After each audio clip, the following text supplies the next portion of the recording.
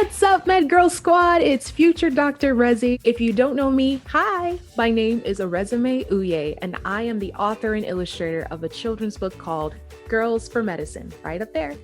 And this book is meant to encourage kids, especially Black and brown girls, to consider careers in healthcare. Why? Because representation matters. And I am so excited for you to be watching this video because this is the first interview that I'm doing of many interviews where I'm going to be interviewing different healthcare professionals, all who are Black and brown women in medicine. So this is going to be such a wonderful YouTube channel for you to go to learn about the different fields offered.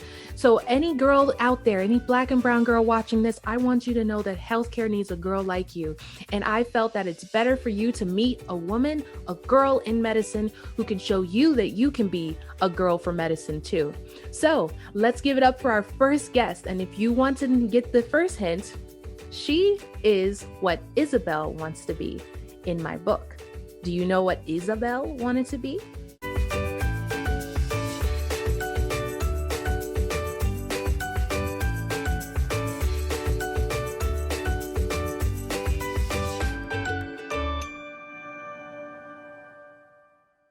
That's right, a dentist. So I have a dentist with me today. Let's give it up for our first guest of our Girls for Medicine YouTube channel, Dr. Campbell. Woo! Say hello to the MedGirl Squad members, Dr. Campbell. Hi. I'm doing well today. It is so nice to meet you. What is one fun fact about you that you would like for us to know? One fun fact is I love to run. I love to do 5Ks, 10Ks. I've only done one half marathon, debating if I would do another. But I love to run in my leisure, especially when the weather's nice. I love to run outdoors. I love to run, but just not all the way to 10K just Yeah. yet. 5K, I'll get there, but that's so great. What's your favorite food? Ooh, I have so many favorites. One of my favorites is probably Indian food. Ooh. I love Indian food. I am obsessed with the naan bread. Yes, garlic naan, butter naan, any kind of naan. Yeah. Anyways, next question. Let's go straight into what you were like as a kid. Okay. What did you want to be when you grew up?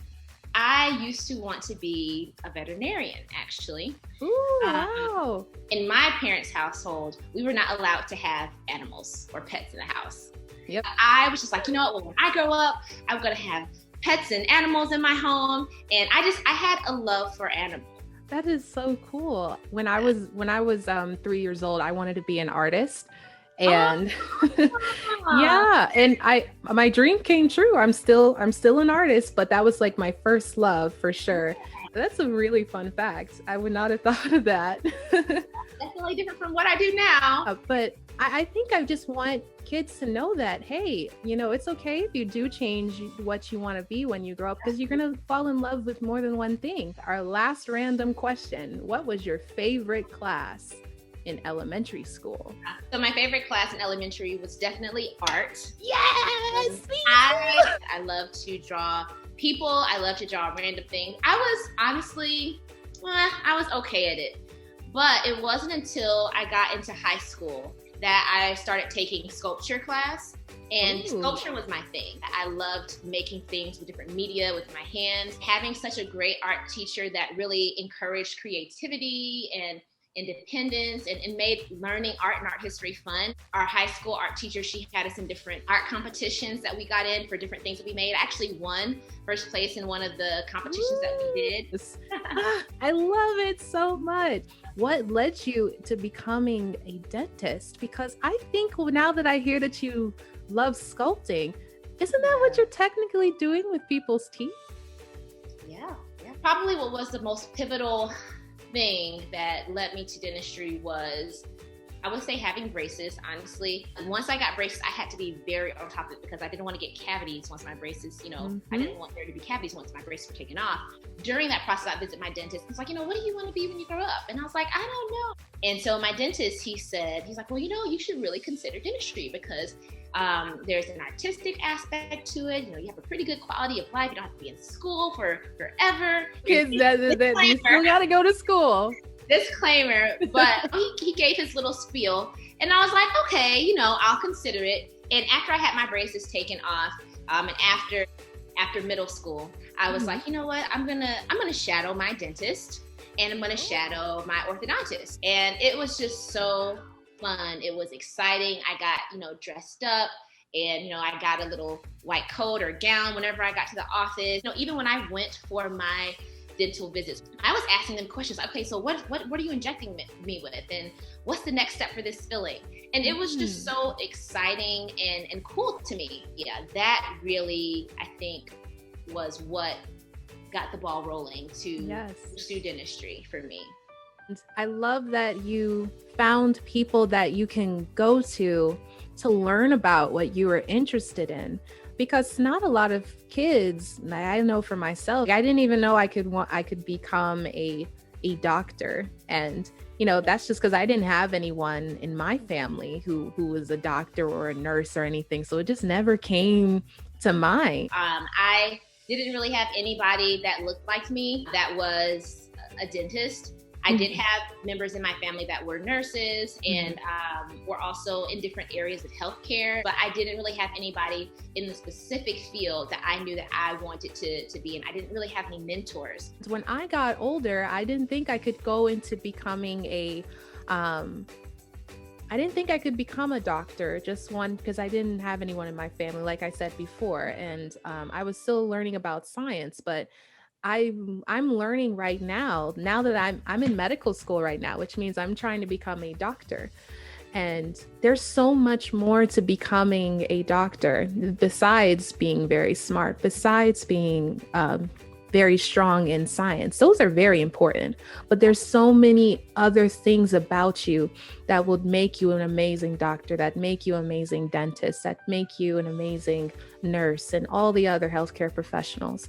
And one of the goals that I have for you guys is for you to see through what you learn in the book and what you learn from healthcare professionals like Dr. Campbell. Like, what do you need to be like to become an amazing healthcare professional? Dr. Campbell, I'd love for you to tell them what qualities or characteristics, what is it about someone that would make them an amazing healthcare professional?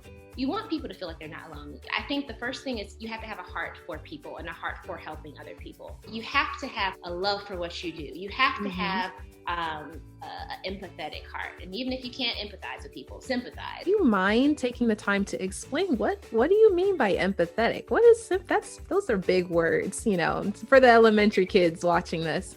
Sympathy is when you have a friend or there's somebody who's going through something and they're sad about it, or they may be happy about it. And sympathizing with them is being happy with them or sad with them, or whatever emotion that they're feeling, you take on that too, and you allow yourself to feel that way as well. Empathy is when it's almost like sympathy, but it's different in that you've actually experienced the same thing that somebody has gone through, and you can really understand from an experience level of what they're going through. So like, for instance, if I had a friend whose dog died, if I was being sympathetic, I would be like, I am so sorry your dog died. It saddens my heart that your dog died. But if I was sad that you're sad. Yeah, I'm sad that you're sad. But being empathetic is, it hurts me that your dog has died. I too lost my dog a couple of years ago, and I can understand really how it feels, especially having them in your life for so long. I can be in your shoes. I can be in your shoes, exactly. You see, guys, those things, you don't need to wait to get to our age to be able to know how to walk in someone's shoes, or know how to feel sad when someone feels sad, or happy when someone's happy. Those things it may seem so small, but they're so important in someone who's going to be an amazing dentist or amazing doctor or any other healthcare professional out there. Dr. Campbell, how can one be a girl for medicine, or how can one be a dentist like you? Kids, you got to stay in school. That's the first thing. Stay in school. let's finish elementary school. Let's finish middle school. Let's finish high school. Then after high school, this is where all the fun work begins. Okay. Fun.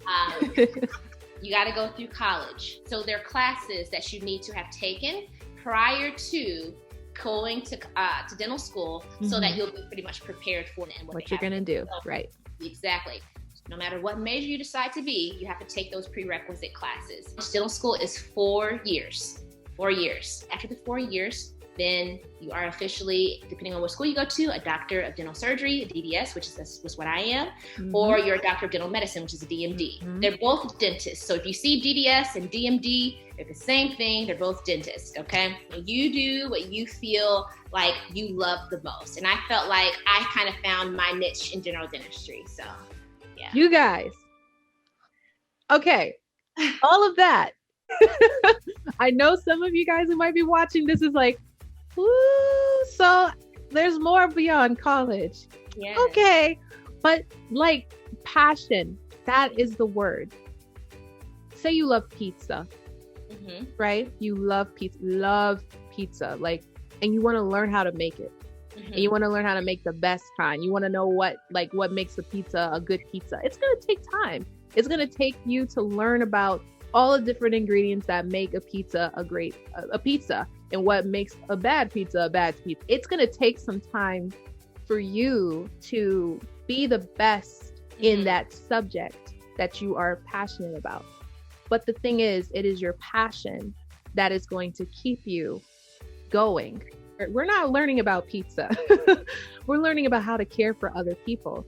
And it's going to take some time for us to know what's the good things to do and what's the bad things to do, and to know the difference and make sure we don't hurt anybody. It's not easy. It's not for the faint. If it was super easy, everybody would be it. Everybody would be something helpful. Right. But you want to do something that you love, that's your passion, that you can see yourself becoming.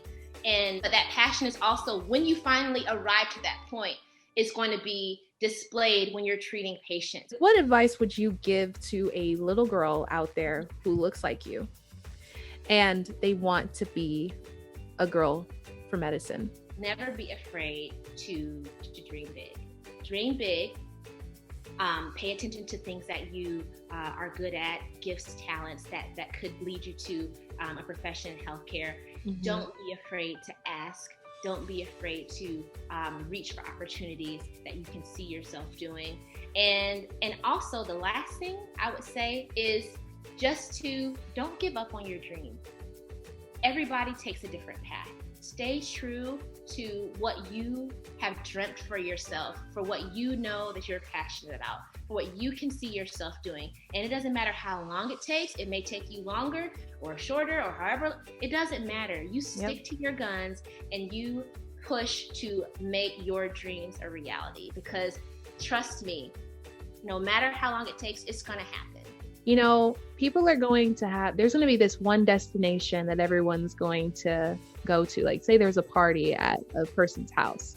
Everyone's coming from a different place. Everyone's just going to have a different route to the same destination. And I hope that you guys can see that if it is something that you're very passionate about, you are going to get there. What is for you is for you. Well, thank you guys so much for watching this video. Make sure you subscribe to this brand new YouTube channel. There's going to be so many other videos where I'm going to be interviewing other healthcare professionals who are Black and brown women.